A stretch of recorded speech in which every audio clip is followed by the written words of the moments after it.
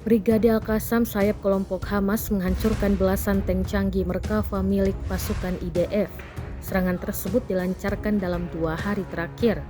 Penghancuran massal tank Merkava ini dilakukan pasukan Hamas untuk menghalangi serbuan front pertempuran Israel di jalur Gaza. Beberapa serangan yang dilakukan pasukan Hamas menyasar pasukan pendudukan Israel di Jabalia Utara jalur Gaza, wilayah Al-Zaiton di tenggara kota Gaza, dan Kem Jabalia di jalur Gaza.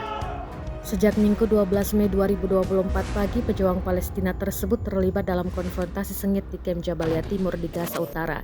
Setidaknya 10 kendaraan militer Israel dihancurkan, termasuk 9 tank dan 1 pengangkut personel lapis baja. Brigade Al-Qassam juga menembaki kumpulan dan kendaraan pasukan pendudukan Israel di daerah tersebut dengan tembakan mortir berat. Sejak awal serangan darat ke Gaza, puluhan tank dan kendaraan tempur pasukan Israel telah hancur diserang pejuang di Gaza.